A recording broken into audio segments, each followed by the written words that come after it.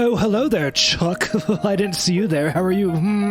Good, just editing the episode. What's up? What's up? Oh, you commoner and your common talk. I guess I'm what you would say, doing not much. What is this? Chuck, psst, Chuck, it's me, your pal Brady. I'm practicing patronizing, so I'm working on being more condescending to people. Oh, do you have any idea where Matt could get some crumpets around here? Why are you doing this? You know, for our Patreon, we've been asking people to patronize our page, and I didn't want to ask them to do something I wasn't willing to do it myself, so I figured I'd get some practice in. Oh, God. Brady, no, that's not what it means. Oh, no? Listen, listeners can go to our Patreon page, pick the level you want to contribute. Oh. Each level has special rewards. Okay. Like exclusive Life After minisodes. Or not safe for work bloopers? Or like a monthly collection of deconstruction memes. And even personal consultations or meet up with your favorite host, Chuck and Brady? Yeah. Brady. Patreon.com/thelifeafter. I guess even you could find it. So it just started with... Sorry, hold on one second. What is that? That's my vacuum. Let me unpack that for you a little bit.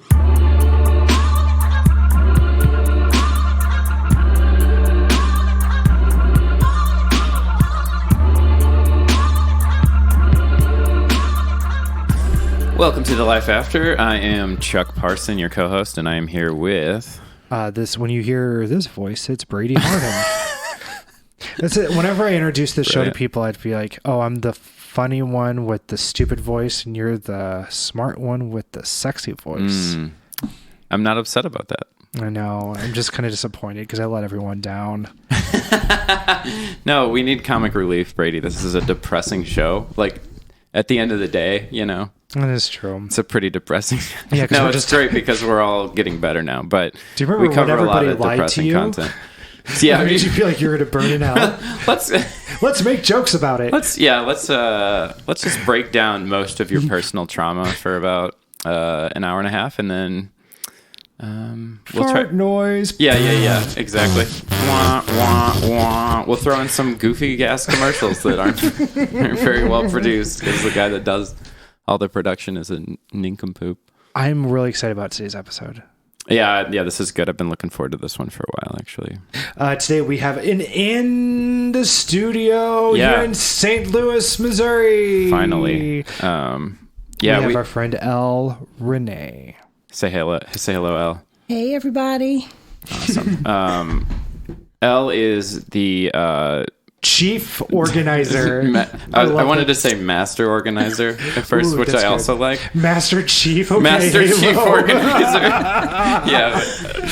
Chief organizer of the Black Nonbelievers of St. Louis, the St. Louis chapter of Black Nonbelievers. Is there a name for the national organization that's different? Black Nonbelievers. Okay, cool. Yeah. We were flipping through their brochure. It's great. It's full of just wonderful brochure. Well, I guess pamphlet is a better word. It's just funny. I met you at a conference, Skepticon, right? yes. Skepticon, and I ran into you. We were talking, and I'm like, oh my god, she's so cool. And you've never really shared your story in a setting like this, right? I have not. This is a first. Cool. So you're a little nervous. I understand that. But I think we're going to have a really great show and be able to touch on some things that we haven't been able to really dive into that much yet for sure. in the show. So I'm excited. We're pretty excited about it. Can you kind of, let's dive in. Do you mind telling us kind of like the environment of what it was like with you growing up? What did that culture look like? Let's see.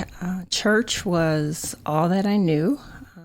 I'm a preacher's kid. Both of my parents are in ministry. Stepfather has ministered, pastored for all my time here. Lots of different denominations. Pentecostal, Church of God in Christ, the church that they pastor now, and they did for a lot of my childhood was a non-denominational church. So broke away from the really structured, strict religion doctrine and went non-denominational which is a little freer in some aspects Right. than some of the others, like Pentecostal. That's the one I have some vivid memories of. You had some pretty strict rules. It right? was. Like it was. Makeup, you no don't know makeup. how to play spades. I don't. My black card is revoked. I was Literally, frankly shocked. and the red cards were revoked. Oh You my had no cards. We were not allowed to have any cards in the house. No dice. Oh my God. No dominoes. But the disciples, they cast They cast lots. lots. What was that? They shot craps to decide who was going to be the 12th one. That's interesting, though, kind of being a pastor and going from different denominations, because that's not something that's always heard of. But I'm wondering if maybe that had to do with like Black culture and that being kind of like the common denominator, as much as like, because like, you know, there's too many of my people. And so we have so many choices of denominations, and we just kind of stick with that over, you know, because theology is so important in some cultures and other cultures. That's not the most important thing. Maybe the most important thing is like, hey, we have this common ancestry together. I think church evolved, or my parents did, or people who were once in strict denominations. I think as time goes along, people find that really restrictive. What I've seen, I can only talk from my experience, but from what I know, you really find a lot of older people older Black people in the Pentecostal and Church of God in Christ type churches, because of their requirements to be holy.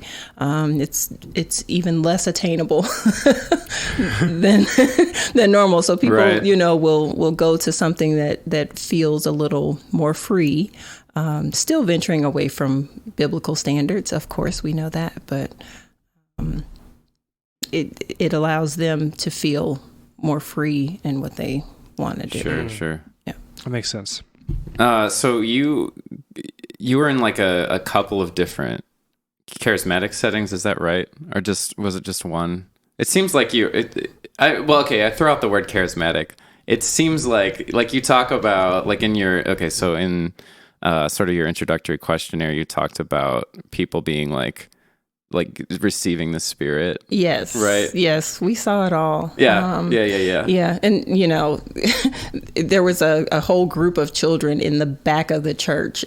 We were there purely for entertainment. I can't say that I retained much from all those sun up to sundown church services, and people can't tell me anything about being in church and packing a lunch, because we literally packed lunches. So there were 5 children at one point when we were all home together growing up, and we would pack food. We would get up early on Sunday morning and drive an hour plus to a church that my dad ministered at. And we'd have the morning service. We'd get out of that. We'd go over to the pastor's house and have a dinner in between. And then we'd come to another service, and, you know, we were in all day church. And, you know, every once in a while we had, if it was a revival or something like that, we would run out to the car and eat the sandwiches and stuff that was packed, or there was a little corner store that had, you know, food. It was an all day thing. And so as children, you had to make some fun out of that. Yeah. So we would sit in the back and we would joke. I mean, my brothers and I still to this day, we've got a very comedic family, but I think that started out of us having to sit in church as long as we did, because we found everything funny. Like, look at Sister so-and-so, you know, cutting a rug over there.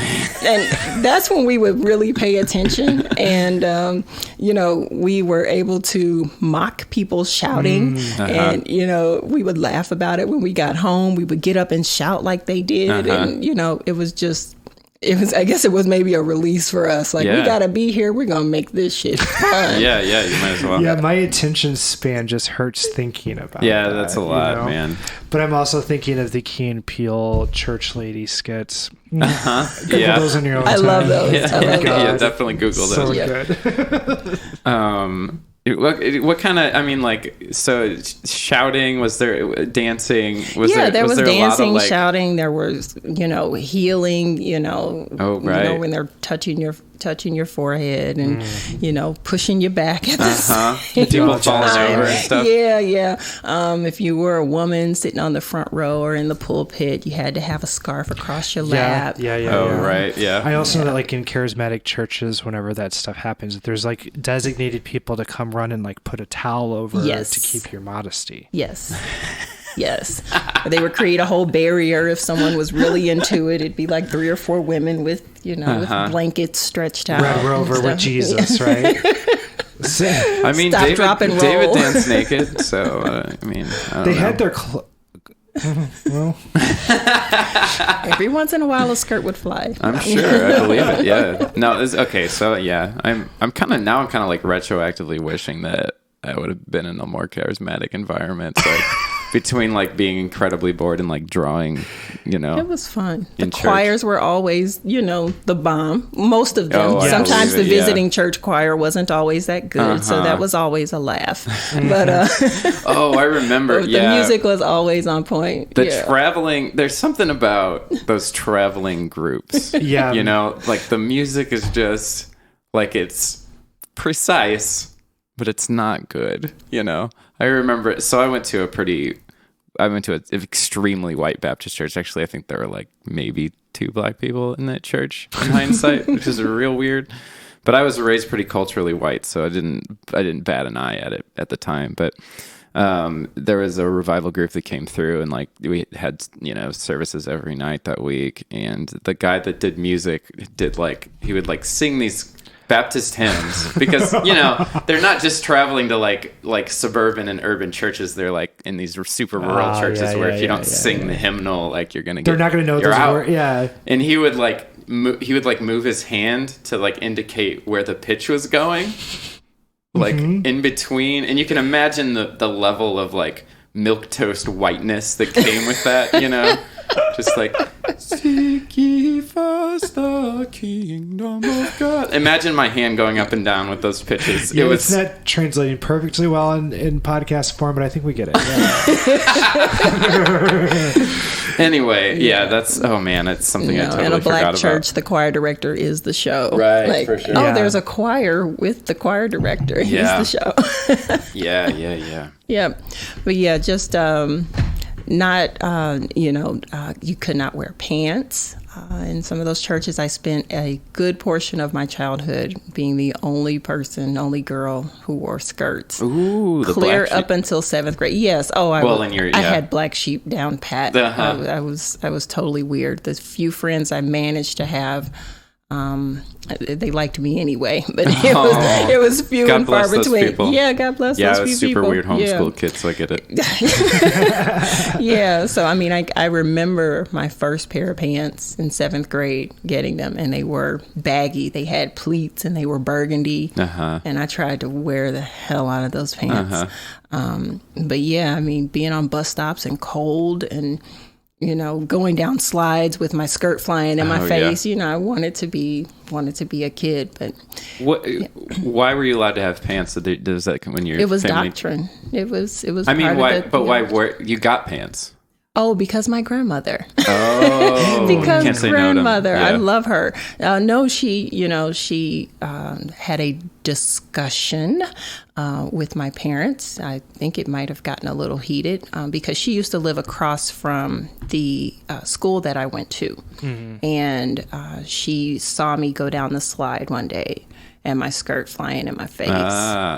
And she was livid. And there were men, there were people that were just passing by, and sometimes the men would come to the fence and watch, the boys play basketball and stuff like that. And she saw me come down the slide with the skirt flying in my face, and I think she had enough at that point. No, so she had a discussion, but it didn't stop right then. I just think it was a change in church. I don't remember exactly. It might have been a change in the place that we worshiped, sure, and the doctrine, but that was still a few years before I actually got the pair of pants.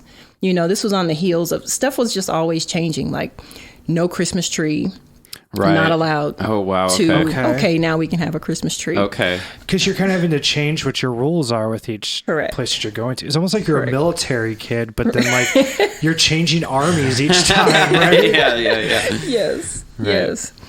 That's wild. And there was, so in your church culture, as in, I would probably say most, there was a overemphasis on what women wore in particular, right? Absolutely. Especially young women. Absolutely. Right. Yes. There was an expectation that you not be distracting. Yeah, that part. Yeah. That's blend and be quiet. Right. Yeah. Don't cause men to stumble. Yeah. That's right. Yes. That bullshit. Yeah. Yes. You 12-year-old girl who knows absolutely nothing about making men stumble. Human sexuality, right? Yeah. Right. Are personally responsible for not making these men who are grown, who have no apparently control over their sexuality. And it's the craziest thing. And I think religion definitely festers that type of attitude. I remember, I'm a good-looking woman. I was. You got it going on. Yeah, thank you. But I remember as a young girl, just the hugs being uncomfortable. So I don't know if it's a saying in white churches, but in black churches they call it the church hug.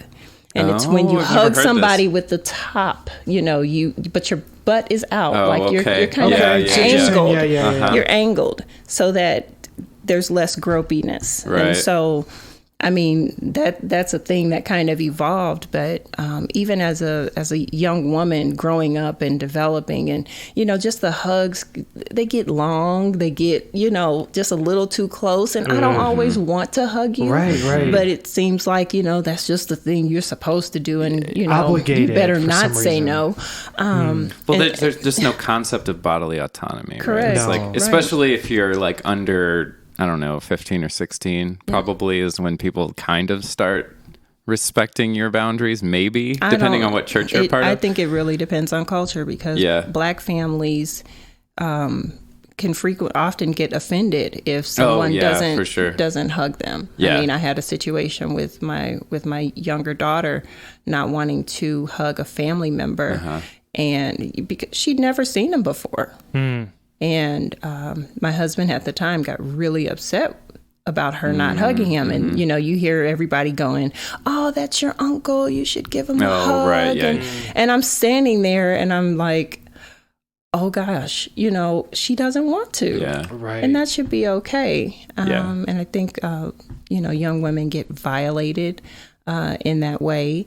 I think it's... that Ariana Grande situation when that happened. Right. Everybody remember that. I remember that happening. It was so uncomfortable. I understood that. Sorry. From the pastor that was. Yeah, the pastor was kind of grabbing her by the shoulder, but clearly and trying to grab her breast. Yeah, it's totally inappropriate. But I'm familiar with that, and sadly, the statistic I think for women, I know for black women, I think it's like 1 in 4 have been molested. So you could sit in a room full of black women, you could about count them out who's been violated. I'm one of them. I'm a survivor of that. So I think religion just forces people to just to conform and to not have any say so over their bodies and what they would like to do and what they don't like. And you just better not say anything about it.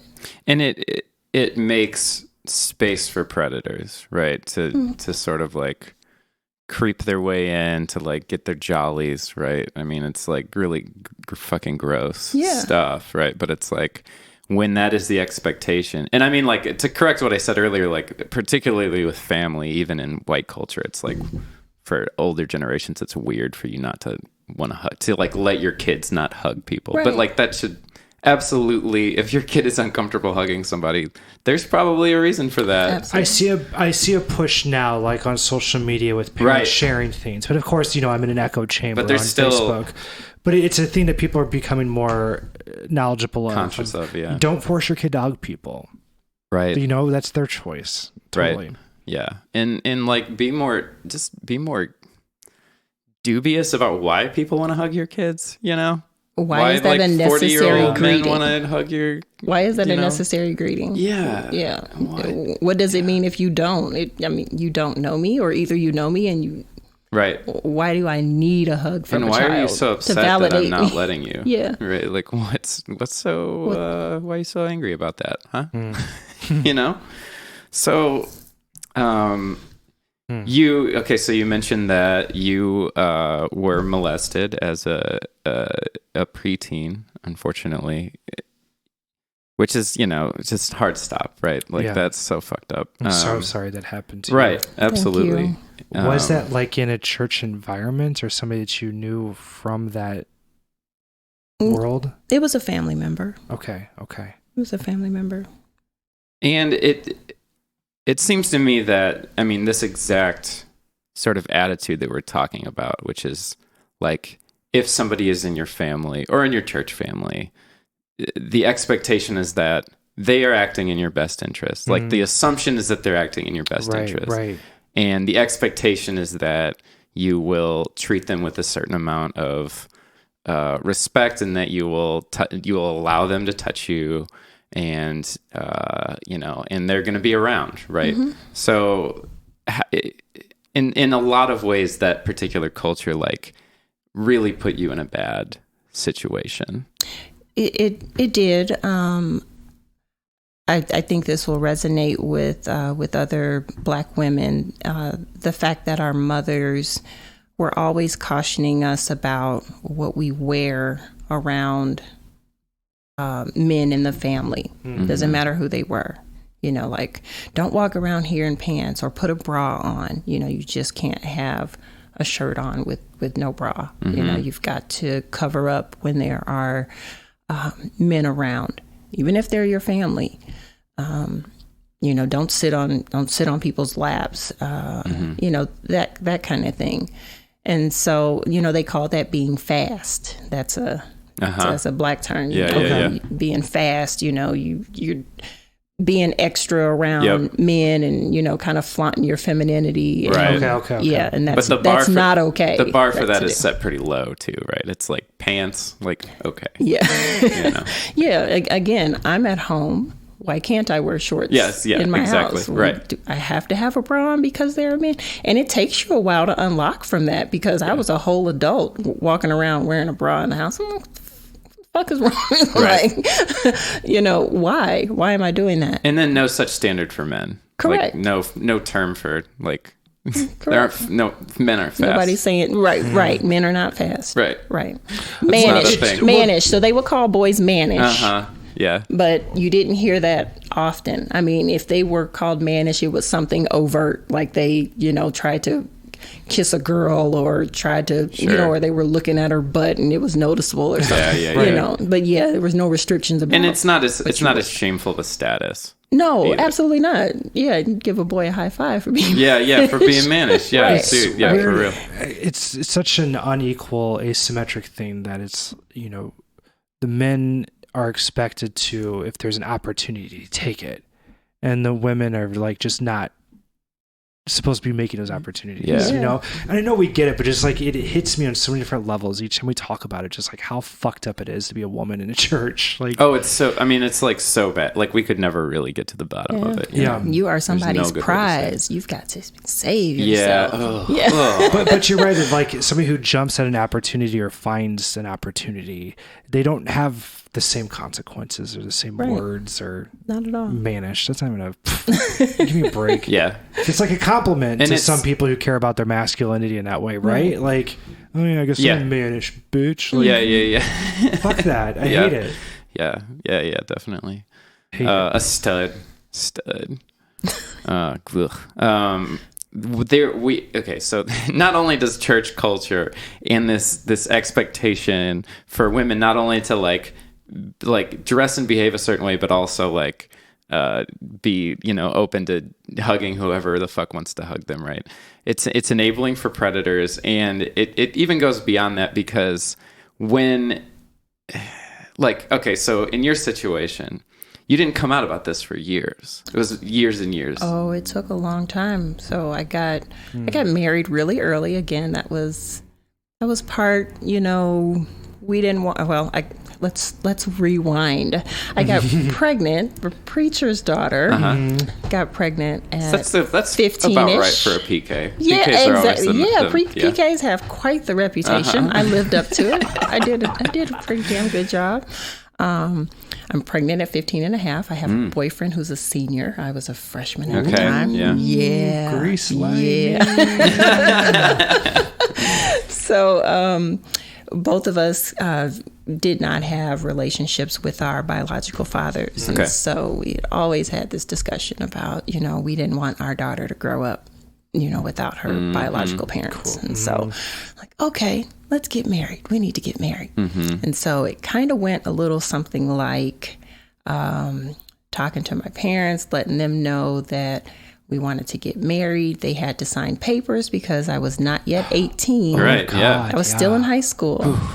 And so they signed the papers, Oh my God. They were more than happy to make this legal in God's eyes. I cannot imagine. And so I graduated, let me see if I can get this right. I graduated June 2nd. Got married on June 3rd. No. Okay. And my 18th birthday was June 4th. Whoa. No. Yeah. Party. Yeah. Yeah. So being a pregnant PK, all the trials that came along with that, you really get to see the ugliness of Christians. Yeah. I mean, they had a whole lot to say to my parents and, snide stuff to say to me.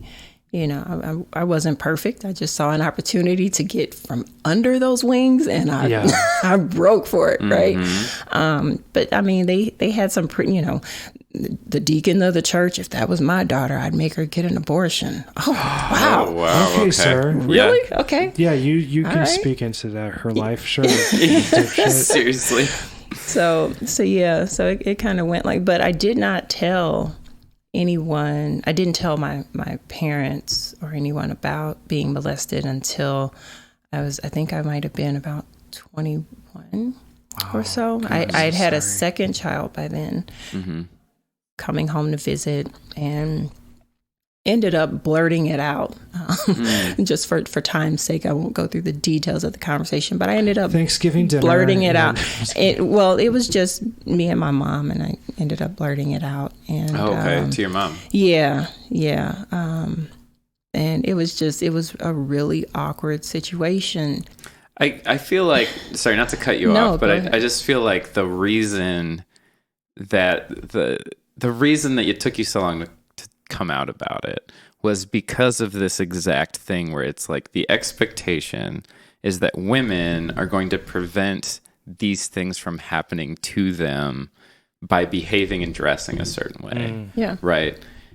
So there's just no, like, the idea of holding a predator accountable in church culture is just so foreign. I mean, it's like off the table, and it's like to the point where they, in a lot of situations, they'll go out of the way to make sure that the predator doesn't get into legal trouble. Even if he's in trouble with the church, he'll get church discipline, but don't go to the police about it. Oh, church discipline, I don't know. Maybe not even that. I don't know what that looked like, because he was still allowed to be in the pulpit. Right. He was still allowed to minister, still allowed to come around the family after I revealed that. You deserved protection. I did. My family and I were working through some stuff. He's no longer here. Yay. Yeah. Okay. Yeah. Some closure, right? There's some closure. Yes. And I wasn't the only one in the family. He did it too. I did find that out many years later. Yeah. Yeah. See, and it's, the Black families have a lot of secrets. The love of my life encouraged me before I left home to speak my truth, speak truth to power. And those words, really hang with me. And there's a lot of stuff. This is painful to talk about. It's not something that I want to out my family about. Right. But it's my truth, and I think it will help someone. Anything I say on this podcast is not to be offensive or shame anyone. I really want to help someone who might be dealing with this same thing. But yeah, there's a lot of secrets in Black families, and I think that's a cultural thing. That's something we've got to do better as, because I mean, I was in a marriage. I was in therapy. I had 2 kids. I was taking a Prozac prescription. I was doing a lot of things to try to cope with this, and I just really needed to be able to talk about it. So would that be your main advice to somebody who's gone through that, is just find somebody to talk to? Find someone to talk to. I mean, you have to. Whether you're religious or non-religious, I'll give a plug for Recovering from Religion. They have a tool that helps you find a secular therapist, which is really important if you are on a journey of deconversion, to find someone that's not going to, powder your issues with biblical scriptures. Yeah. Scripture, excuse me. No, wrong word. There we go. Same one. But yeah, so I think it's important, and therapy is frowned upon in the Black culture as well. Yep. You're seen as weak. You didn't let Jesus you didn't turn it over to God. Right. You didn't lay it on the altar. You're carrying the burden, and it's like, I got some real shit going on that I need to talk to somebody about. How many times do I have to lay it on the proverbial fucking altar? Like, how many times do I have to pray about it? How many times do I have to confess it? How many times do I have to, and it's just like, what? So give me the magic formula for making this pain go away, and I'll believe in your fucking... Right. Jesus, And then you'll find, a lot of Christians, they're medicating in other ways against biblical scripture. They're still having sex. They're probably the most sexually active people on the planet. Right. They're drinking, they're clubbing, they're partying, they're doing all this stuff to keep pushing that down. And it creates unhealthy people. You have children and they're unhealthy. They're not whole. Right. And so we just have to address our stuff. We gotta own our shit. And don't be ashamed of therapy. It is such a healing and like peaceful place to be. It is so much better than trying to pray it away. It just doesn't work. No, it just doesn't do the job. I tried for a very long time. And by the way, whenever I said that I was not having sex, I also included my marriage in there. Wow. King of Queens, Thursday nights at 7:30. Yeah. I get no respect. No respect. I think this might be a good place to pause, because there's something that you mentioned about counseling, and we're going to touch on later, because I know your story. I read the book, and I know that coming up is some stuff about church therapy and church counseling, whatever the hell that is. Oh, yeah. And how destructive that bullshit quote can unquote be. Counseling. So that is a topic that we're going to touch on when we get back right after this.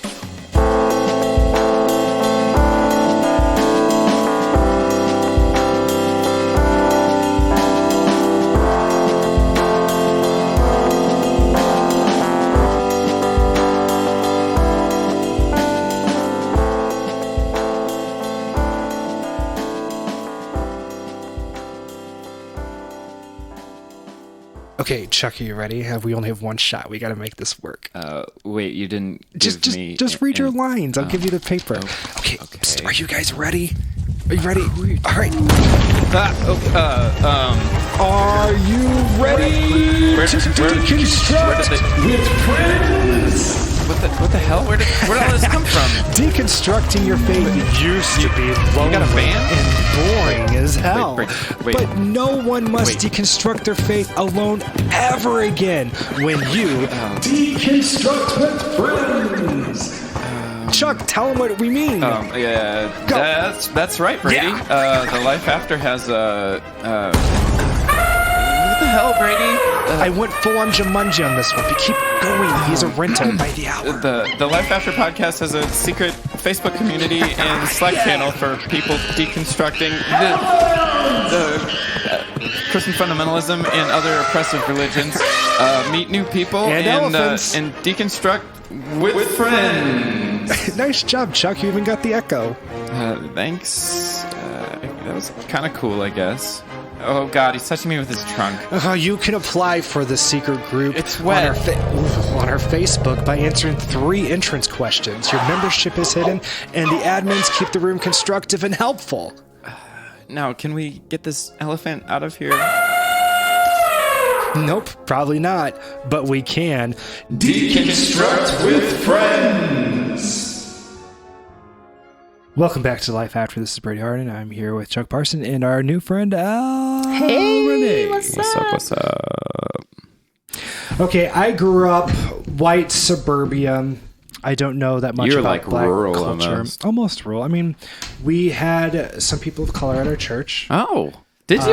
Well, one, but then he created kids, and so they count. Oh, half. okay. Right, You right, got to right. count all of them. Yeah.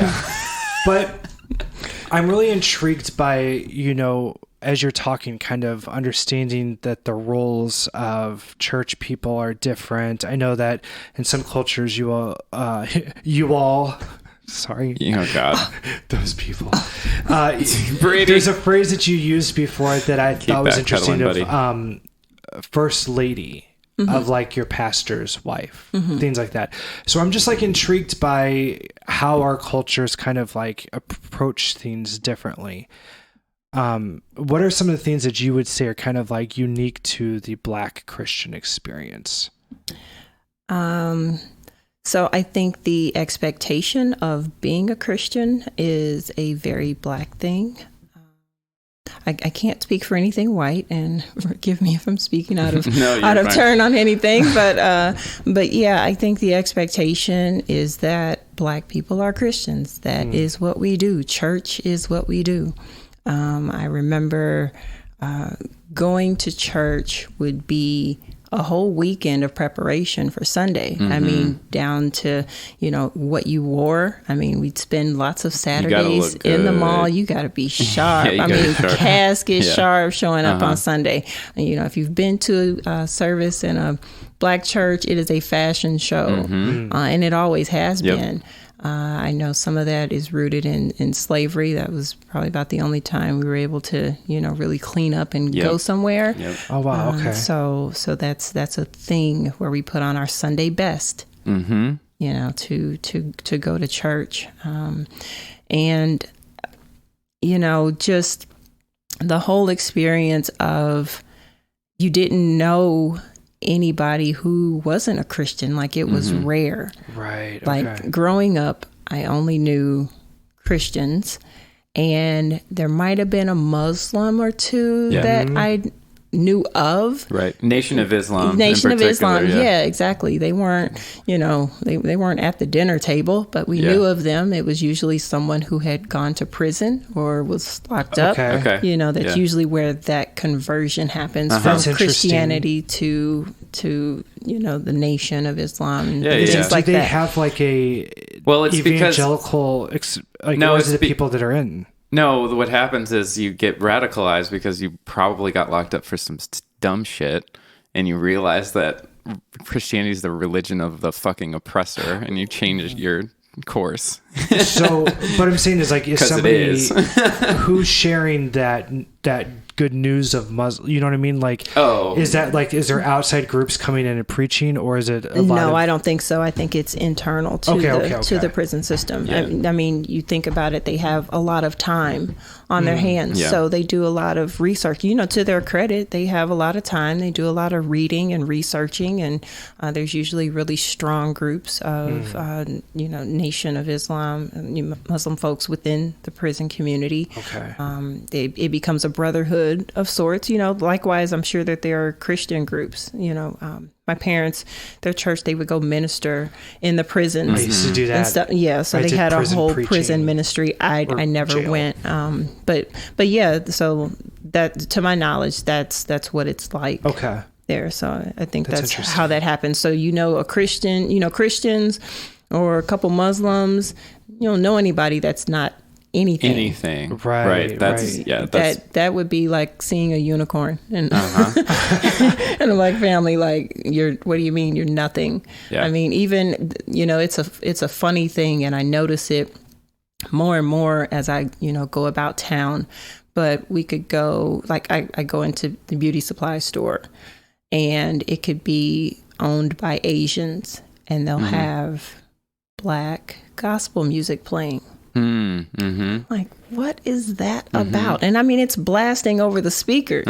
Like, are you compelling me to shop? Yeah. Are you trying to get me in the mood? That's good marketing. It's maybe called good this marketing. works for some people, but to me, it's just like, it is such a turnoff. Like, this is the perception. Like, well, it's what did the Pew Research say recently? It's like 80% or something of Black Americans identify high. as Christians. Yes. And even Black millennials, which is like in white culture, it's like falling off so rapidly. Like fewer and fewer people are becoming Christians, but it's almost unchanged in Black millennials, from my understanding. And I think you'll find another thing that's maybe unique to the Black community is that even if someone doesn't call themselves a Christian or they don't regularly go to church, they'll still never take that next step about Jesus being fake or there is no God. There are lines that are not going to be crossed. Like I might not be a every Sunday go to church kind of person, but I'm also not denouncing. They would never even come close to addressing that. So to be in the position that you're in is like culturally pretty radical. Absolutely. It is Unicorn. And a unicorn. a unicorn outside the norm. Can you talk to me about that, about the experience of being sort of like, just by simply saying the true statement, I don't believe in God anymore, your experience of that making you an outsider? Gosh, I feel like I've been an outsider my entire life. I told you in the first segment, black sheep. I was different from lots of the other kids. Couldn't go to dances, school dances or anything. Couldn't play secular music You at were an home. outsider for the opposite reason. Yeah, I was an outsider for You the were opposite. hyper-religious. Yeah, hyper-religious. I don't lead with the fact that I don't believe in God.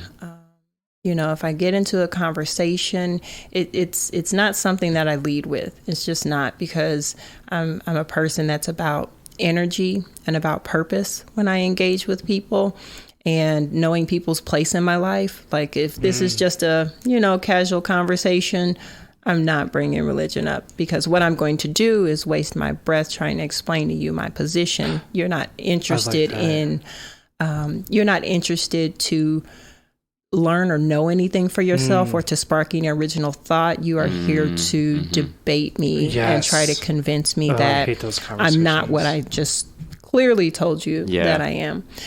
So that's just me, and that's a newer thing that has developed. I went from being a real people pleaser to being like, fuck you, I don't care anymore. I don't owe you an explanation. Yes. I don't have to. You don't owe you a debate. Oh gosh. Right? Yeah, I'm not into that. And there are lots of people who are. I see them on social media. I'm not jumping in comments, debating with strangers for what? Now, if there's someone genuine that has some questions about, why I'm what I am, oh, please, by all means, let's have a discussion. But that number of people, it's been very few and far between. So I'll talk a little bit about my social media, since, I think it kind of segues into that. Sure. Yeah. I originally started out with my government name on Facebook, just on there to connect with people, far and wide, and be able to share memories and stuff, and started my deconversion journey. And, I was starting to post some things, and a lot of my initial posts, as I was learning more about myself, more about Black history, I'll say this. I grew up a preacher's kid. All we knew was church. There wasn't a lot of talk about culture and history. So, I went to a predominantly white school. The answer to everything was Martin Luther King. Right. Yeah. I think that's a comedy segment from somewhere. George but Washington Carver. Yeah, George Washington Something. Carver. That's what it felt like. Like I knew nothing about my roots. And so as I think when I started untangling myself from religion, I was thirsty to figure out, what's my heritage? What, where did I come from? How did all this come to be? There was just stuff that I wasn't taught. It wasn't in our history books. A white teacher was not standing up there telling us about slavery or anything like that. And so, a lot of my posts, not in any realistic, not in any real terms that would, that would validate me as a person. And so a lot of my initial Facebook posts came across as, I'll use the term Black Power. Sure. Okay. Right? Yeah. Okay. And people would go back to my parents and say that. Oh, God. Yeah. Oh, she's really The on. snitches. Your daughter's on this Black Don't they know Power snitches thing. get stitches? Oh, my God. Your daughter's really on this Black Power thing. And I was posting a few anti-religion things, but I was kind of towing the line. I was a little scared to go there. Yeah. But I was like, if anything, I'm about my people. And I just really got really passionate about supporting us, about loving Black people, about creating community. I remember a post that it didn't go viral because I don't make things public to people, but I was more intentional about supporting people in our community.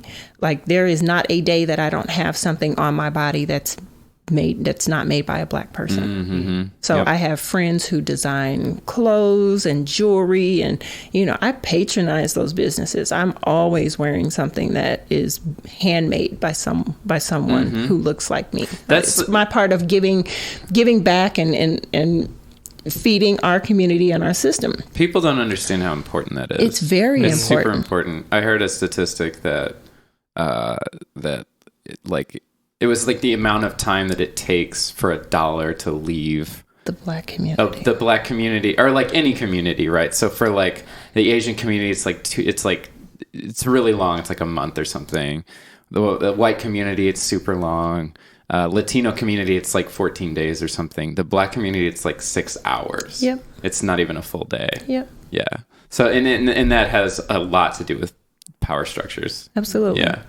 So I got real intentional about that. And, the run tell that's is what I call them. They were running to my parents, and, that's initially what they thought it was. And then I started getting a little more brave, and I got tired of people running back. I'm like, I'm a whole ass adult out here. Right. Like, you people have nothing else to do. Yep. And so I switched my name on social media to an alias, just to drop the last name that was so heavily associated to my parents, their church in the past. So I did that. And, I just, it's a funny thing. Facebook has some interesting algorithms, and I love observing human behavior. So now I post a little bit more non-religious things. And, I love comedy. So I'll post a bunch of funny stuff, and then I'll throw in something anti-religious. Sure, yeah. This is all purposeful, right? Yeah. And I'll put it on my story. I love the story thing. Yeah, I love the story feature because you could see who saw it, and then you could see exactly the point where they drop off. It's like, oh, she just took it too far. She just took it too far. My goal, and I'm giving away my secrets here. My goal is to spur some original fucking thought. Yeah. We are scared to think anything other than what we've been taught, other than what someone has stood up and told us. Right. I was a Christian for a long ass time and never read that Bible. I carried it with me. Right. But never read it. I mean, the pastor could tell me anything, and I didn't read it. So I think it's important to, all I'm trying to do is to get people to think. Just have an original thought. Take that information. Don't trust what the meme says. Memes are effective. They're not the be all end all. Right, a lot of them are inaccurate. But go chase that information down. We've got too many tools at our disposal to be ignorant of anything. And to just accept things just at face value. Agreed. I love that you just told us about that, because social media is such a big part of a lot of people's deconstruction and trying to figure out how to navigate family and friends and the people that see what you post. And it's totally like, make an alias, like a lot of our listeners have made aliases. A lot of people in our private group have aliases because they just don't want to they want to be able to talk freely about whatever, they have going on without being interrupted by or interfered with by religious people that just want to try to reconvert them. Right. And it's like you said, there are people that have authentic questions, and it's totally cool to address those.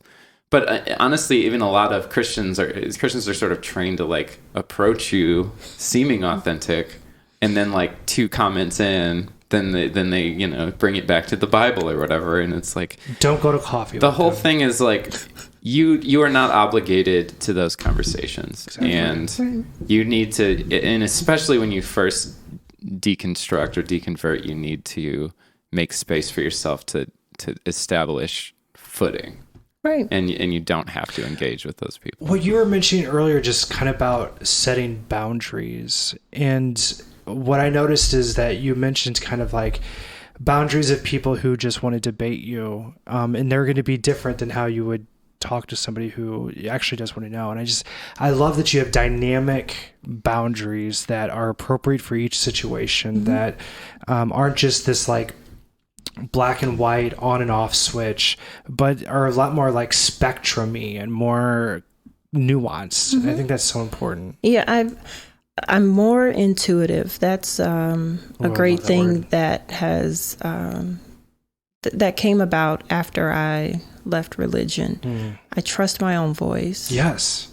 Mm-hmm. I trust my own intuition. There's nothing talking to me. It was me all along. I'm pretty damn smart. Yeah, you are. And I'm very sensitive to energy. So I can pick up what the goal, it's all about purpose and motivation for me. What's your purpose for approaching me? What's your motivation? What's your reason for asking me these questions? And I can usually pick that up. Yeah. I can sense someone who's genuine, and I can sense someone who is just there to do the Christian thing of drawing you in and then kapaya, I'm going to punch you in the face with this book here and these scriptures that I know. And that's, the end goal is to convert you, and that's it. So I have less of those conversations. It's not necessary. It serves no purpose. I'm listening to what you're saying, and I'm thinking about like Brady was talking earlier about the role of religion in Black culture, and like, what is that?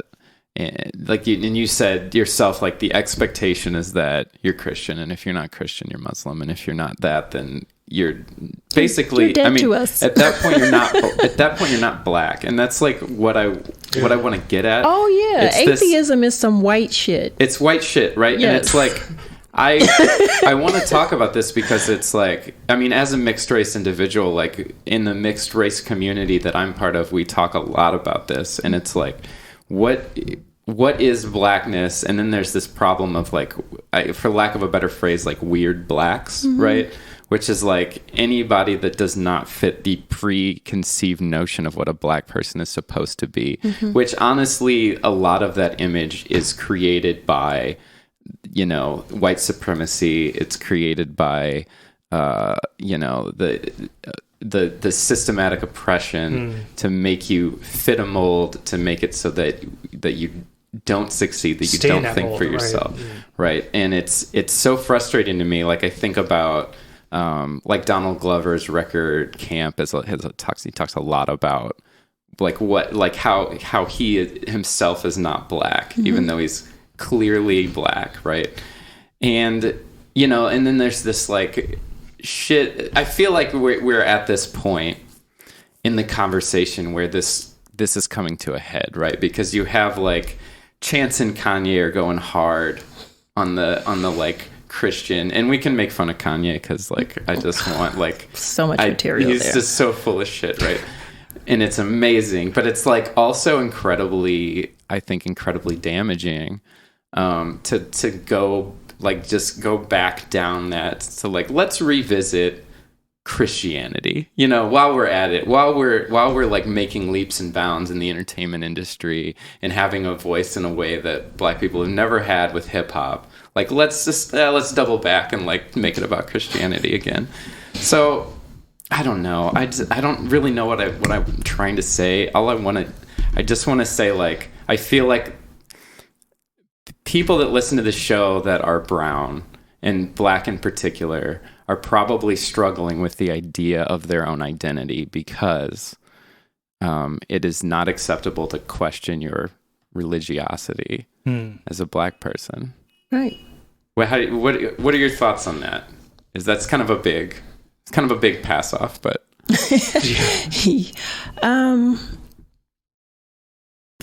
yeah, we were not.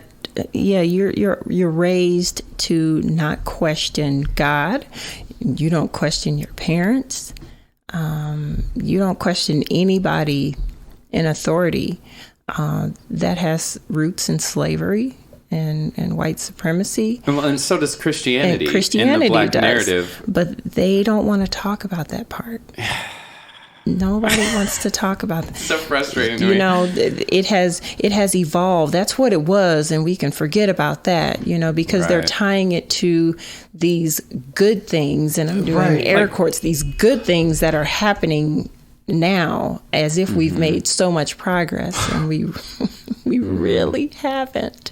We really haven't made progress. Okay, you've got a nicer car, and God gave you that. Right. But we've still got lots of homeless people.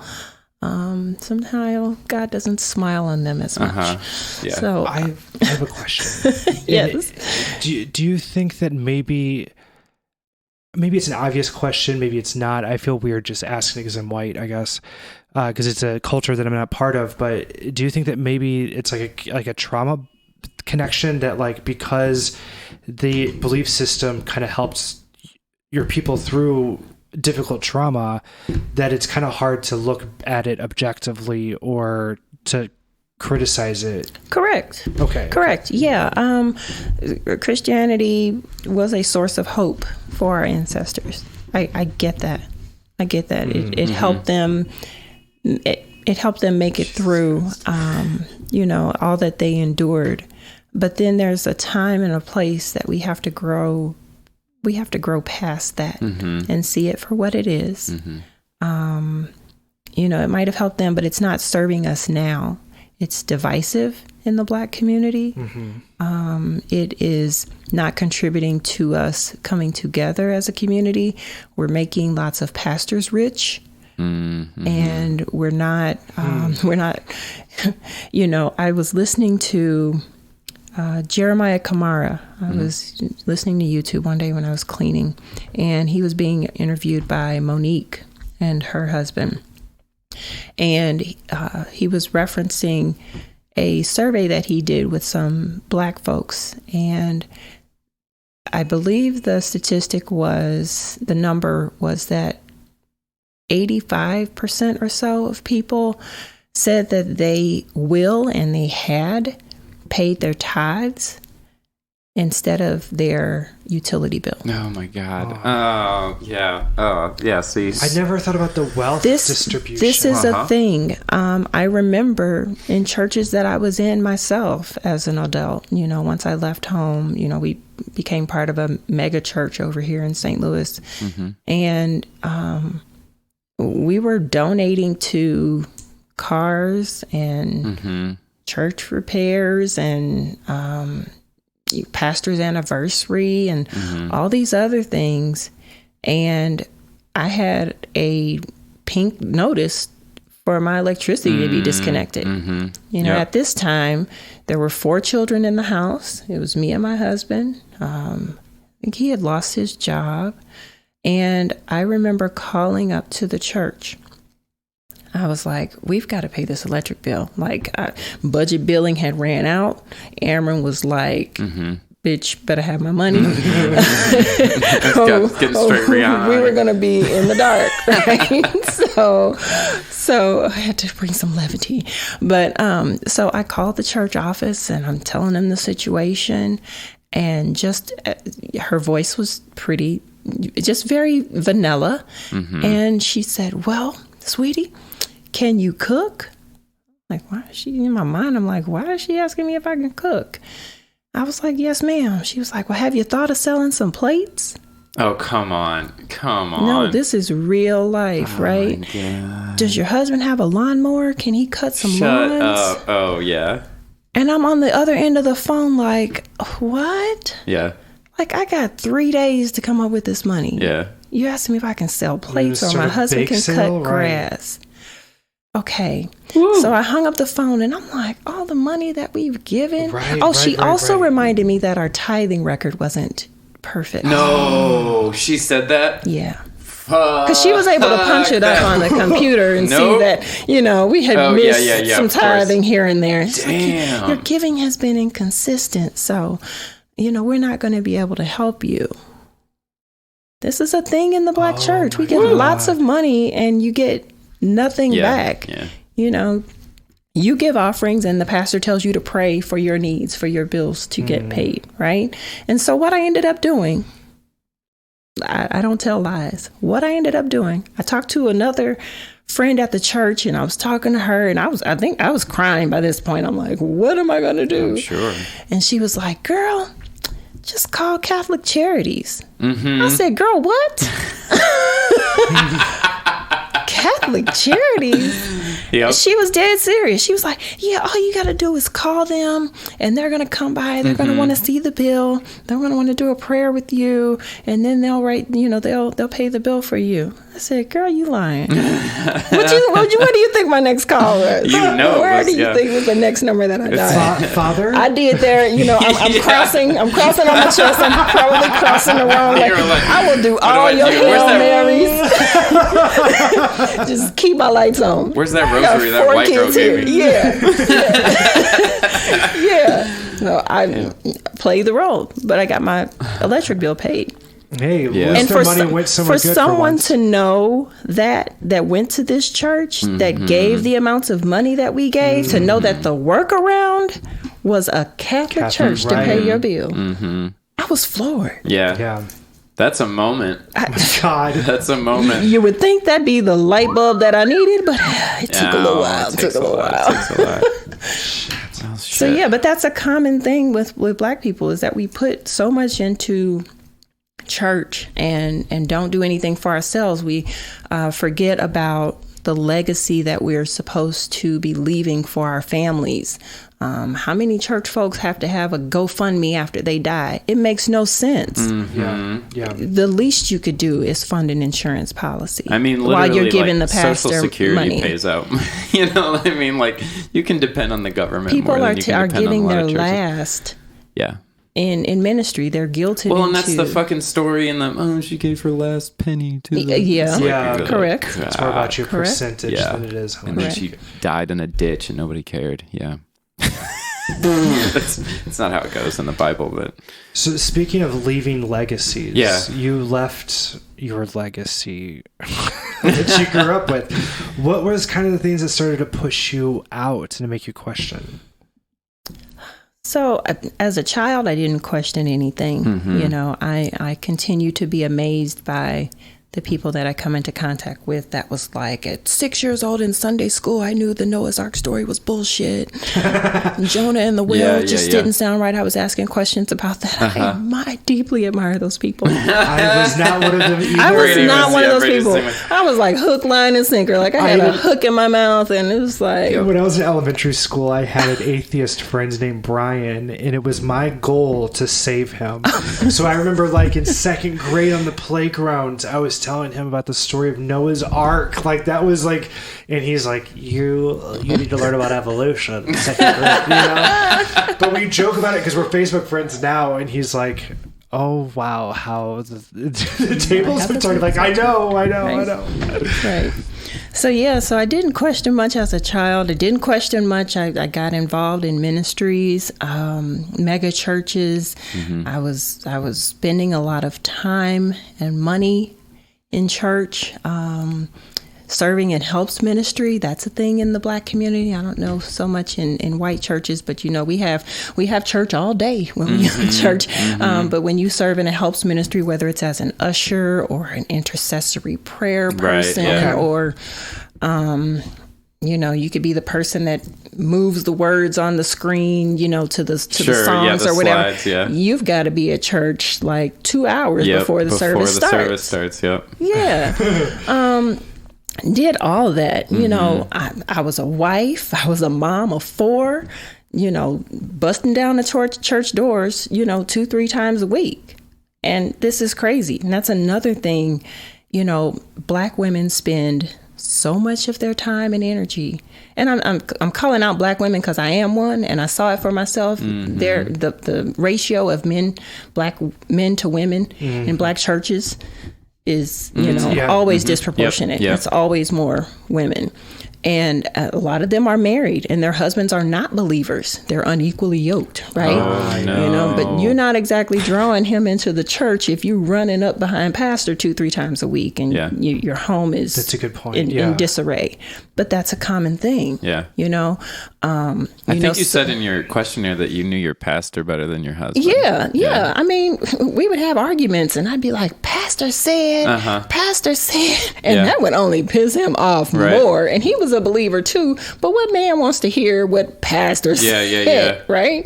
But that's, that's something that we would do to, pastor had the final word or the most, the word that needed to be listened to. And that's got to be emasculating for a man. Yeah. So it started with just recognizing that it was just, there was a lot of imbalance in my church life, and creating conflict, in the home. So I went through religious experiences as a child, and then as an adult, I found myself in relationships that were way less than ideal for me. I had been married once before. I got married again. We needed each other like we needed a hole in our heads. And part of that was, just plain old self-esteem issues within myself, which again, religion. Yep. You fail to find an identity for yourself. It's all wrapped up in everything and everybody else but you. Yep. It was an abusive relationship. We were still Christians. We were still going to church. He could have just fought me in the car, and he hops out and he's an usher on the parking lot. He's smiling and opening doors for people. And, so just living that double life. And desperately wanting out of it, but caring so much to a fault of what other people would think. Yeah. I look at women today and all their confidence, and this is not a criticism. I need to finish my thought out. There are women who have, 4 children, and all their children might have different fathers, right? They're cool with that. They're not down on themselves about that. Yeah. Me as a preacher's kid with all my Christian training, I felt like, oh my gosh, I can't have another child without her dad present. I'd had 2, that marriage had ended. And then I had another one with the person that I married. I just can't have, I can't be a single mom out here. And it was just, it was an image thing. A lot of that started from church, from my upbringing, from my grandmother, my mother, being very much about image.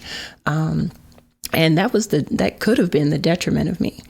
I felt like a lion in a cage, like in a dog kennel. Like, I've got to get out of this.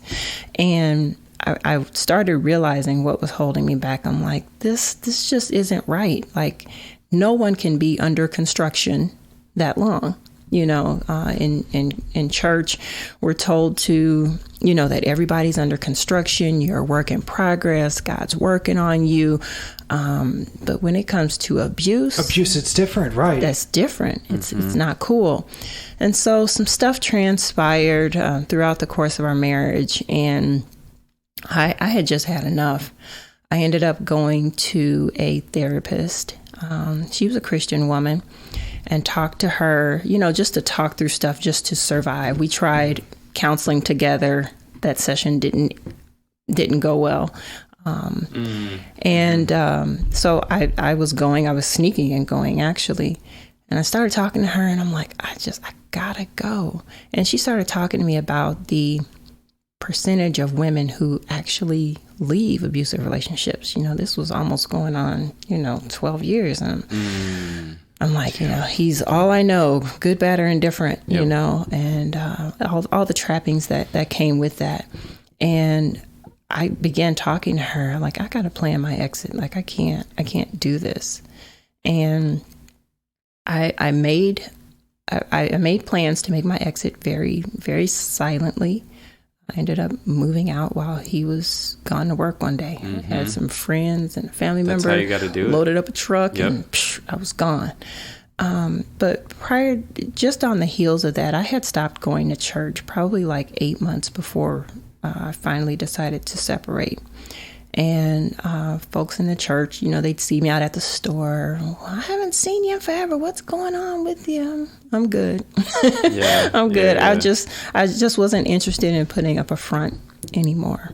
I didn't go into detail. Again, they didn't deserve that type of energy. Right. But, I just wasn't there anymore. And so I ended up going to talk to the pastor and first lady. That's the pastor's wife, for those who aren't aware of Black Christian cultural terms. And I went in to talk to them and tell them, what my plans were. Like, this is what's happening. This is what has happened. This has been going on the entire time we've known you guys, the entire time during our marriage. Wow. And I can't deal with it anymore. And the first lady said something pretty interesting to me. She was like, well, have you ever left before? Have you sent a message that you're not going to deal with this and you're not going to, put up with this, and separated yourself, for just even a short period of time? And I said, no, ma'am. I had the consistent employment at the time. I was managing a lot of things, in the home. There were 4 children there. Like, how the hell do you leave with 4 children? That seemed like an impossible feat to me. Yeah. And I was like, no, I haven't. She was like, well, I'm just concerned that if you leave, that you won't have God's blessing on, on your future. If it if it hasn't been a recent incident, to me, that means that you've forgiven him. And I just looked and I was like, what? Because it had been a few weeks before anything had been, maybe 3 weeks or so before anything physical had happened when I came into them. It's already too recent. But it's already, it wasn't recent. I stayed, so that means that I forgave him. Right. And I was like, that just doesn't jive. That's mental gymnastics. Mental gymnastics, right. And then, basically the incident needed to happen again, or I needed to catch him, in infidelity before I would be cleared to divorce and remarry and not still be locked in covenant with him. Ugh, that word. Covenant. I heard that word so much throughout Christianity. Yeah. It drove the decision whether you could take communion, whether you could, ask for forgiveness, it's a lot of mental gymnastics. And so when I left out of there, I said, I'm done with this shit. All of it. And at that point, I hadn't started studying anything. I mean, my focus was on flight. Like, I've got to make my plan. I got to go. Exactly. Once I got in my own space, And that came with its own complications of, leaving a relationship of that type. Oh, it's so heavy. And, but there's so much. Yeah. When I finally got to my own place, I really started just powering down. I was still going to therapy, still trying to work through, the traumas and stuff. But a lot of great stuff started happening for me. And I hadn't been going to church. And I think when I finally got in my own space, I had a moment to reflect. I got a new car. And I mean, at that time, my credit score was like one of my children's ages at the time. I was like, there is no way I'm going to get a new car. I mean, it was the first brand new car I had ever had. I got to drive it off the truck, off the rack. And I was like, man, I got a raise on my job. I got promoted twice. I got to travel internationally. I just all this great stuff started happening. Now, there was still a bunch of bullshit happening in the background with that whole separation. But you're thing. not really feeling the whole but I'm not feeling it. Right. Curse for breaking your covenant type of thing. I haven't given the church anything in a year or it's or nice more. To have that money period, back, right? And it's like all this great stuff is happening. I was like, okay, something's got to be going on here. And so I started YouTubing some stuff, Googling some stuff, started listening to Pastor Ray Hagins. I don't know if he's familiar to you.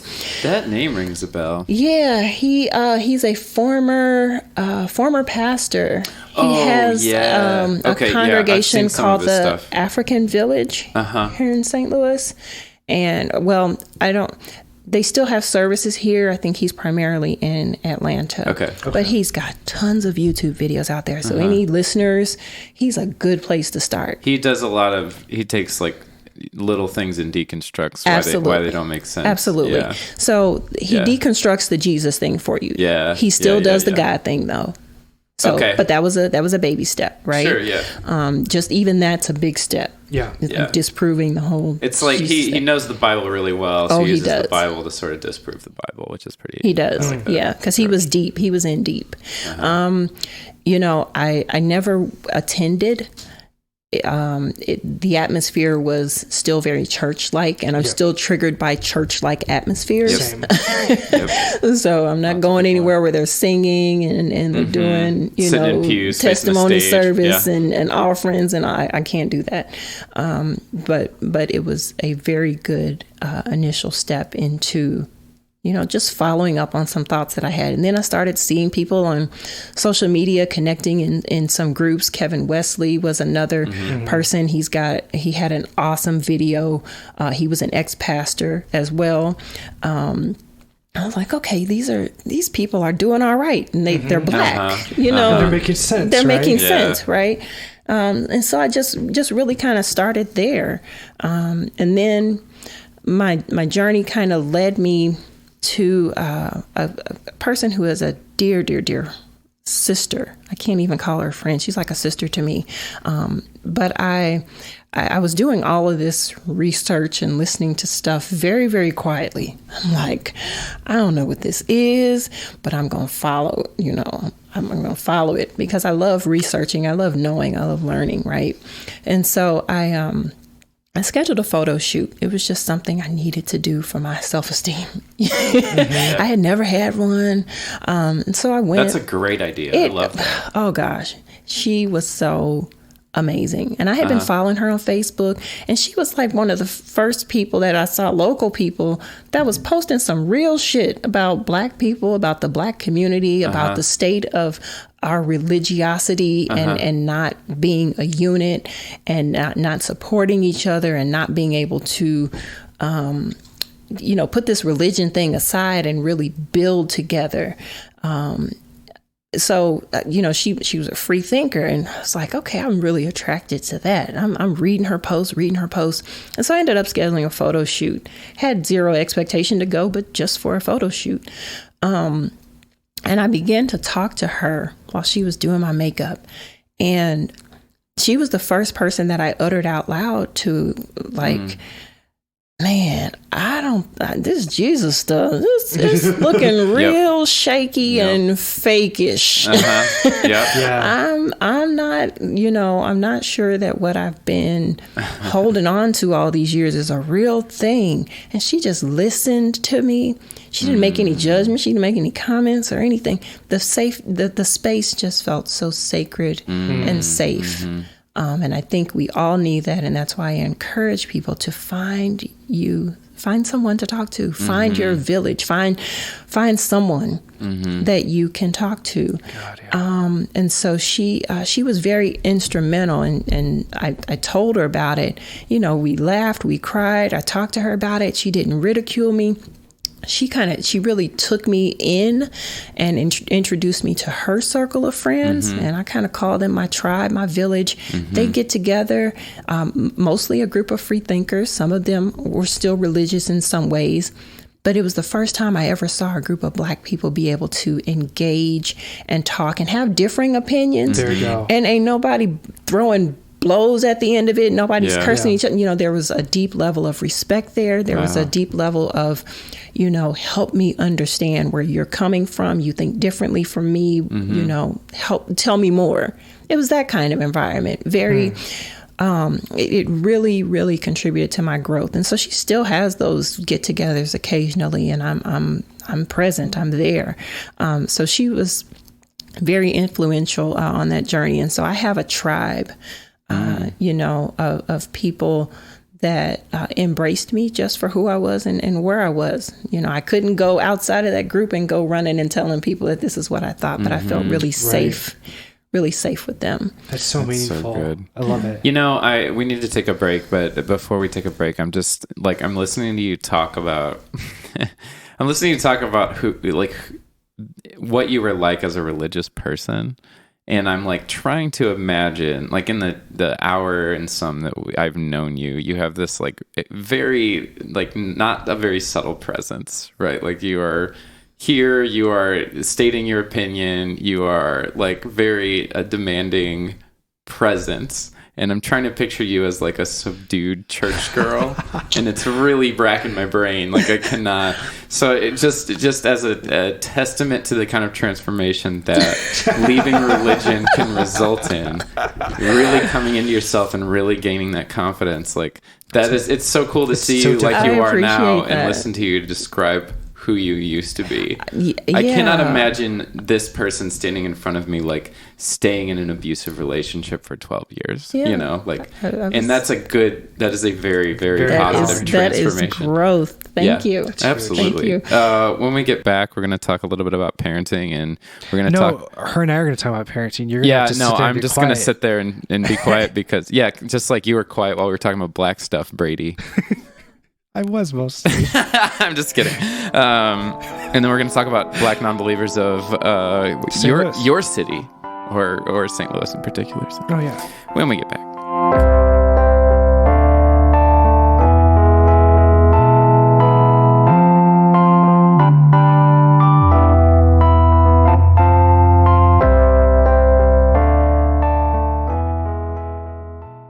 If you were going to die tonight, do you know where Stop. Just tell them about our website. Oh, just tell them to go to thelifeafter.org? Yes, they can go now, even without accepting Jesus Christ as their personal Lord and Savior. thelifeafter.org. We have a blog, contact page, a link to our Facebook page, and more. All right, thelifeafter.org. Heavenly. And welcome back to The Life After. We are here in the studio with Brady and our guest today, Elle, who, man, this has been a journey. I am just having a great time on this interview. This is great. I'm loving it. So, all right, Brady, what do you want to talk about? Yeah, we're now getting into my wheelhouse. What do you want to talk about? Okay. I'm gonna go have a beer. Just text me when you're done. Deal. Parenting is interesting to me, and I love talking about it. We had Cindy Wayne Brandt on. We talked about that. But for me, I came from a very Calvinistic background, and I remember that if somebody had their kid, because we had a family integrated church, so it was multi-generational in the same room, and if a baby made too much noise or anything, we had this asshole piece of shit pastor who has since been fired. Thank you very much, Bob Scamber, you piece of shit. But he would yell, he would call families out and like call parents out if their babies were too loud. He compared them to cows, and it was like a public humiliation thing that he would do because he's an insecure piece of shit. If you're listening, Bob, you're a piece of shit. What it did instilled into me was this feeling that my kids needed to be perfect. Mm-hmm. So when I have my son, he's 7 now, and even though he was just an infant when I was leaving the faith, like literally just 3 or 6 months old when I started to get the hell out of there, I would feel too much pressure and responsibility that my kid was quiet and good and seen but not heard and all of that shit. But as I'm leaving Christianity, my parenting has changed completely, and my intentionality is different, and I'm able to go alongside my son instead of over my son. We do guided meditations together, which was never be a thing that we could have done. As Christians, we would have had prayer time, but it would have been different, right? So what are some of the ways that you've seen your parenting change as you've left that culture? So I've got 3 daughters of my own. I mentioned 4 children in previous segments because I had a bonus child. I don't believe in that step thing. But I like that. I've got three daughters of my own, 26, 24, and 16. Also a proud glamma. That's right. 3-year-old. Glamma. I just want to make sure everybody heard that right. Glamma. Glamma. And let me tell you, she's not wrong. Thank you. Kisses, blowing kisses. Blowing kisses. So the older 2, I was very much into Christianity as I raised them. Being a young mother, you previously heard that I had her at 16. She grew up with me. They grew up with me. Mm-hmm. It was a whole lot I didn't know. Through abusive relationships, they saw everything. Yeah. I was never a yeller or a spanker or anything like that. Just wasn't my way. My parents, love them. I didn't get spankings. Oh, you didn't get... I didn't. I don't know if it was because I was the only girl or because I was just so damn did perfect. Your siblings get That's what it was. I think I was perfect. It was my siblings got broke off. Oh, let's okay. be clear. Oh, okay. They will hear this and laugh. No, I don't recall. I might have gotten... I had to go out and find my own switch. Couple whoopings, and that was because I know one distinctly was my uncle who liked to drink a lot. I was walking with my brothers down the street, and my uncle had been drinking, and he said something to one of my little brothers about pussy, and no. and he was lit, but and I was like, don't be talking. I think I cursed or something, but I was like, don't be saying that shit to them or something. And you're drunk uncle, and you just said something about pussy to some boys that are less than 10 years old. I am clearly the moral authority here. I got in trouble for cursing back at you. Right, yeah. Get out of here. That's bullshit. Yeah, that's the one. Yeah, I was just so perfect. I believe it. Told my brothers, like, they kept trying for perfection. I'm the oldest, right? I'm the oldest, and there's four boys younger than me. They kept trying for perfection. They just could not repeat it. Mm-hmm. But as it relates to parenting, my 2 older girls experienced a very different person than I am now. Yeah. My 16-year-old got to experience some of that. But being in our own space and away from all that, she has seen me reinvent myself in a lot of ways. That's awesome. There's someone, I'm dropping nuggets during this podcast, y'all. Go to Facebook and follow Dr. Stacy Patton, or go buy her book on Amazon. She coins the term decolonize your parenting. Oh. I think her book is Spare the Spare the Child.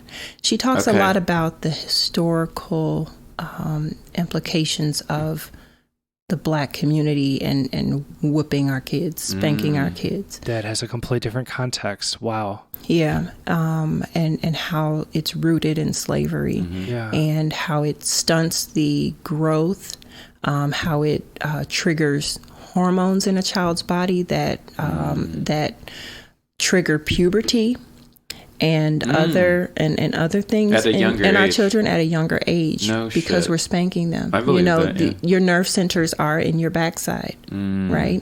And a lot of things happen when a child gets struck. And in the Black family, you got whooped, you got your ass, whatever they call it, but it was to inflict pain, and they thought that was the right thing to do, and they're using Bible verses to make that behavior okay.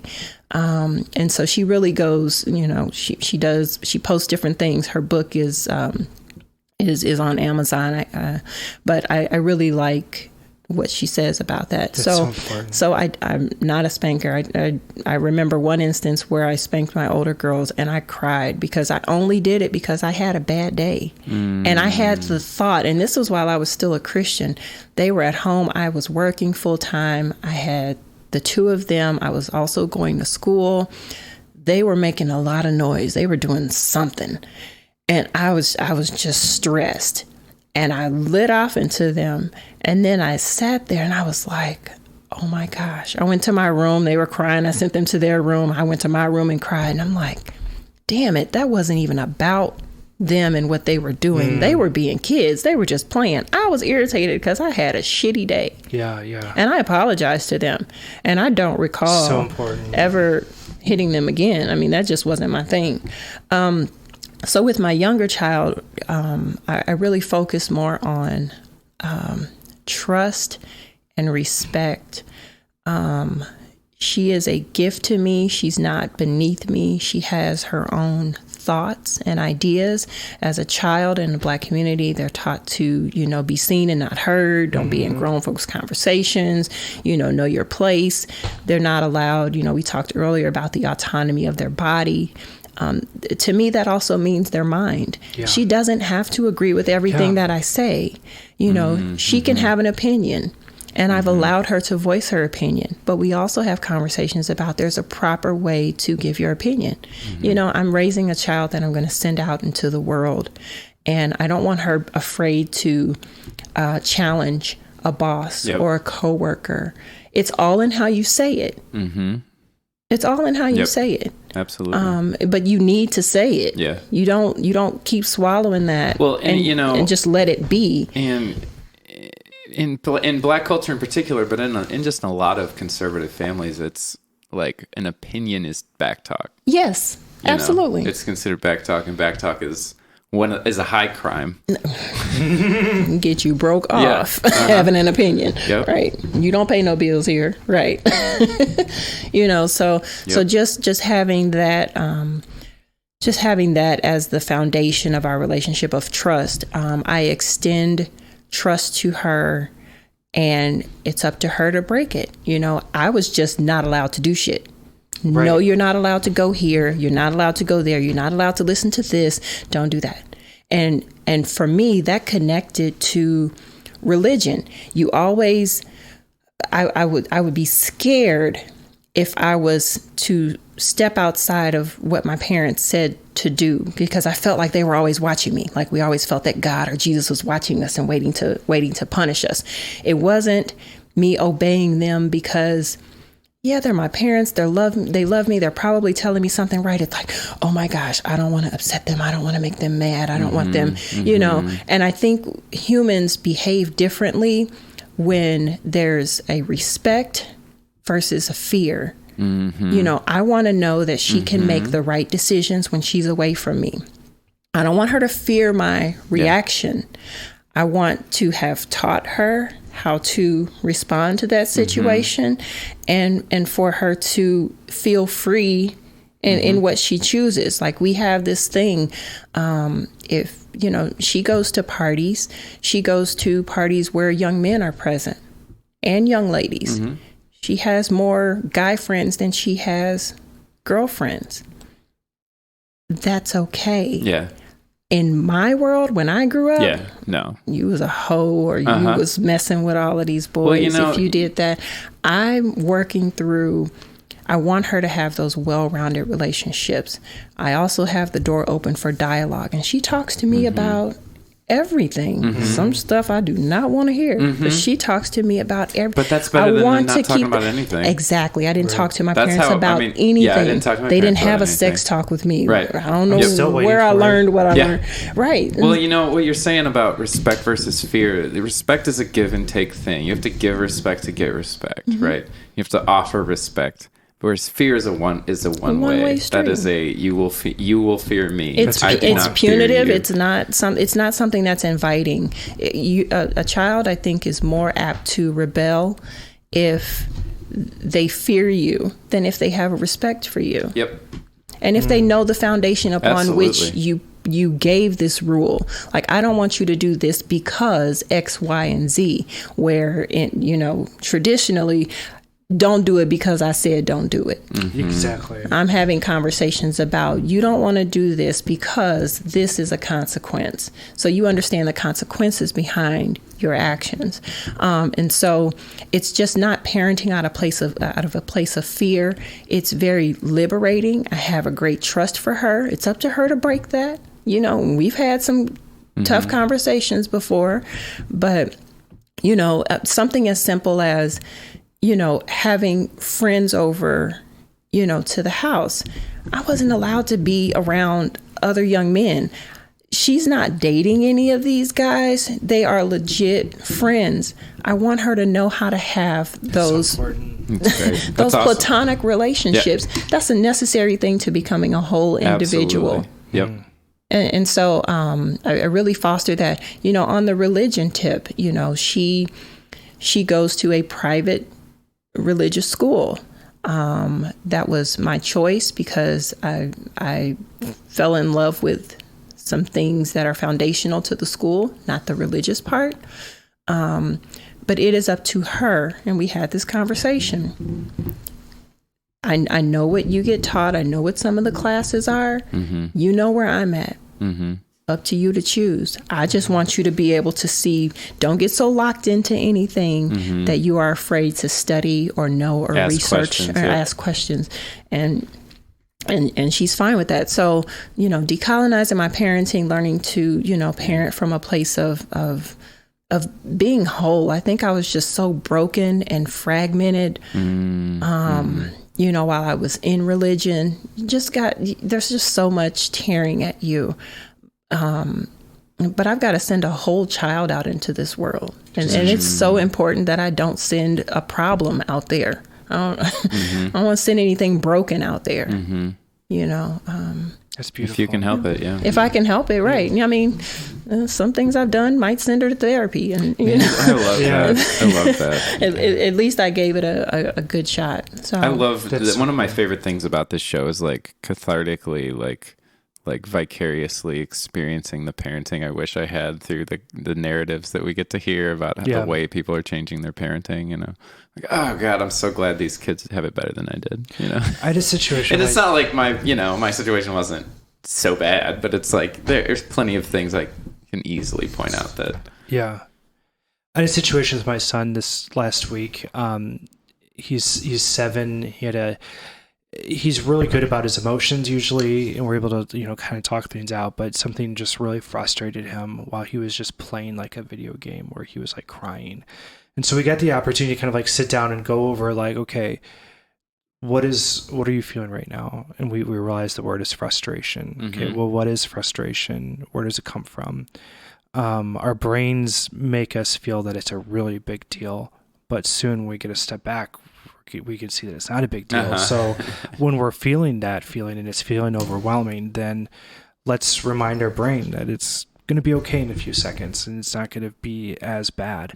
So be able to talk through that sort of thing, to have that self-awareness and understanding of how to deal with the emotion that we don't have a word for, we just have crying for. That's so important, and it's something that my family didn't have the words, vocabulary, or anything for. All we had was, you do bad, you get spanking. Right. Yes. And that church I was mentioning before that I was disfellowshipped from, and the pastor that I mentioned, Bob, he did an entire sermon one time on an entire hour and a half of how to spank your kids at each age, starting from an infant.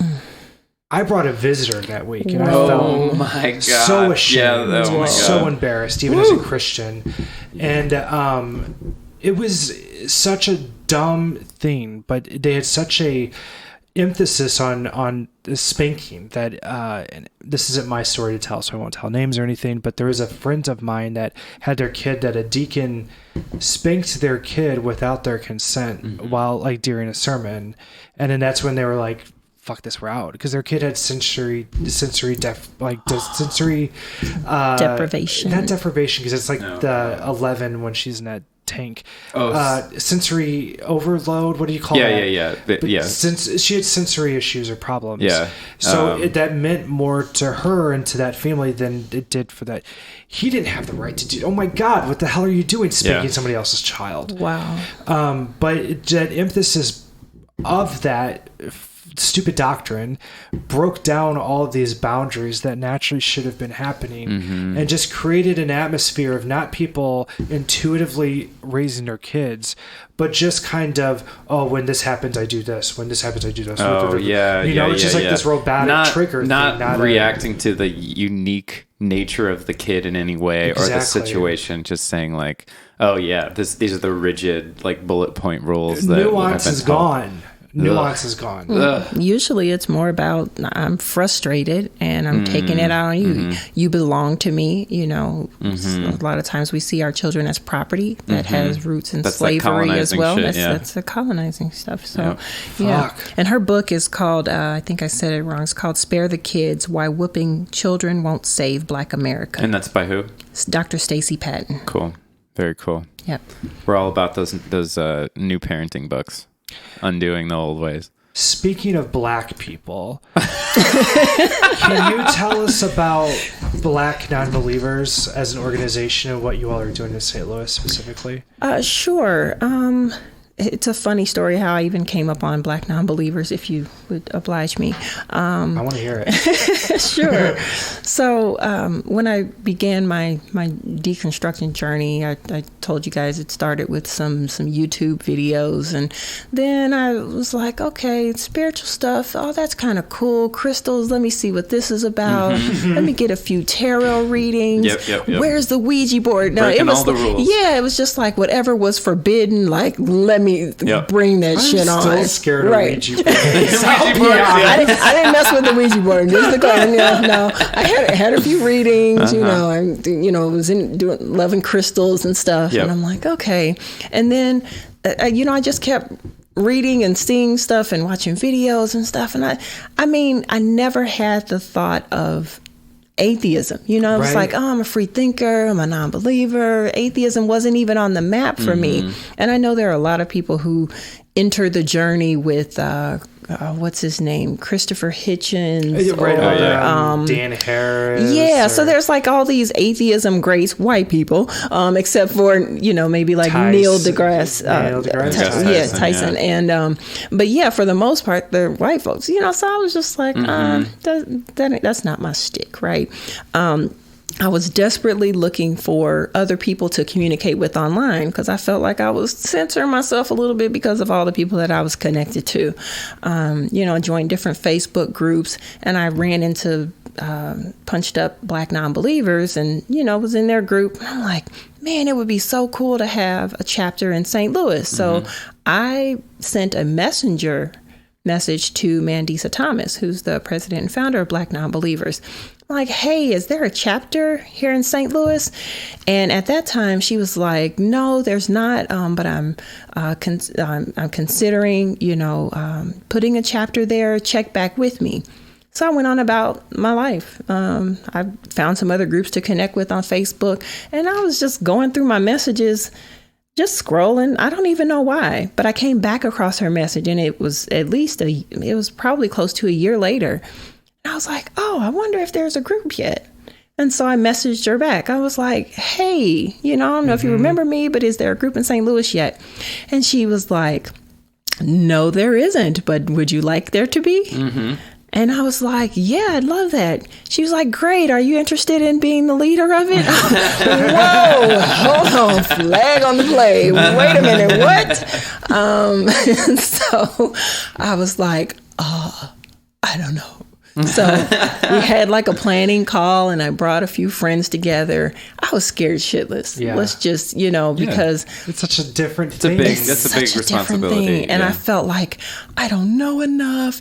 I'm still new at this, and leading a group of people, and and I still feel like I don't know a lot. There's so much to know when you come out of religion. There's you could spend a lifetime studying stuff. But I decided, like most things with my Gemini self, to just jump on in.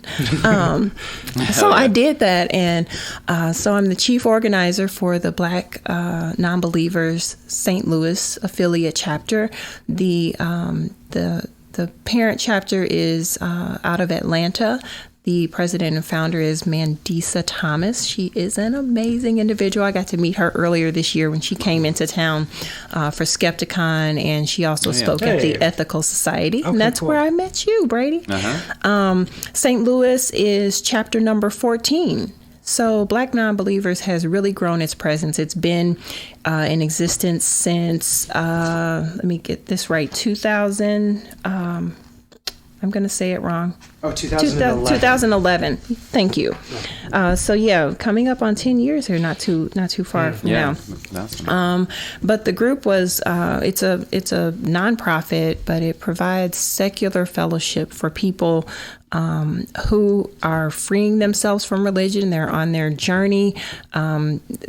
We are people who live free of irrational beliefs. Let's just start there. Yeah.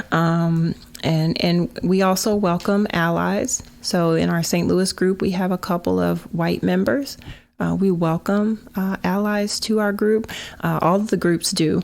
But there are 14 of them. I'll name off the cities real quickly. Yeah, I wanted to know. Yeah, Atlanta, Charlotte, Cincinnati, Dallas, D.C., Detroit, Louisville, Milwaukee, New York City, Orlando, Portland, St. Louis, and I think Richmond, Virginia was the latest one that was added. Oh, cool. So we've got quite the presence and still continuing to grow. Cool. So what an important thing. I love that. Yeah, I encourage people to seek out these groups. If you're Black and you are looking for a support group of people who you can talk to and be open with, it's a safe space.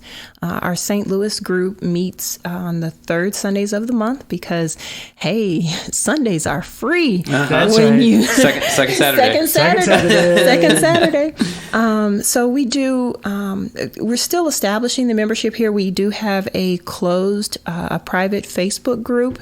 Cool. And there's quite a bit of activity in that group. And we converse back and forth. And then we have the in-person meetings. And we talk about everything. We're working on getting some additional membership so that we can table and at more events. There are a lot of things that happen around the city of St. Louis that we need to be tabling at, like Pride. Like there's opportunities there. There's a lot of religious groups and even some atheist groups out there. So we'll be looking to put our stamp out there to let people know that we exist. But yeah, it's a support group. We encourage each other. We give each other, real information, real tools on what what we all might be struggling with. People are at different stages. They provide helpful information. It's a really cool group, and I'm so proud to be the chief organizer of the St. Louis family. We're a little family, and I love it.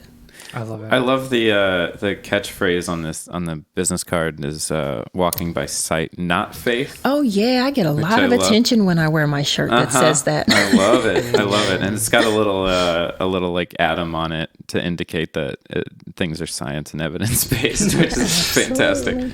I love it. That is kind of like the universal sign of we don't believe bullshit, isn't it? Yeah. An atom. Yeah. A very incorrect model of an atom. Yeah. And we're going to be scientific about it and everything. Yeah, but we really want to be there as a support. If you're feeling isolated, if you're feeling, alone in this journey, you are not by any means. Yeah. So find us. We're on Facebook, Meetup, Twitter. Right. And even if you're like pretty far outside of town, you can still get on the Facebook absolutely private group. And, absolutely. And once a month isn't that bad of a drive. No, not at all. Not at all. If you live in like Boonsville or something. Arnold. My hometown. Elle, thank you so much. Yeah, this is amazing. Oh man, what didn't we? This is it. This is a whole. This is the only episode we needed this season, I think. I'm just kidding. No, we had a lot of good episodes, but this was a particularly good one. I'm really excited to have you on. So, thank you so much for coming out. This has been a wonderful first experience. Is there good. I'm glad that it went well because I know that you were a little nervous. Oh, gosh. When I met you, you're like, I've never told this story like that. Sleepless in St. Louis. Is there anything else our listeners should know? I think I've dropped gems, nuggets throughout. Yeah, I think so. Yeah, pick them up. Just double check. Pick up what I was putting down. Find the gems and nuggets. They'll be in the show notes. And just a reminder to our listeners, we have a Facebook page. It's a closed Facebook group, kind of like how you were mentioning. People deconstructing their faith. We kind of look at it like an online group, like, group therapy almost. Safe space to talk about your religious trauma and your the struggle of deconversion and to not feel isolated. Another thing we have is a Patreon. You probably already heard a commercial for that. And it was real bad. Please it was great. Rate and review us on iTunes. It helps new people find the show, and it's really helpful for us to grow. And subscribe. On wherever you listen to podcasts. That's right. And before we go, we have a little saying on this show. And that is, if you don't go to church, Sunday is just the second Saturday. Yes. Yes. Thank you. Thank you all. Let me unpack that for you a little bit.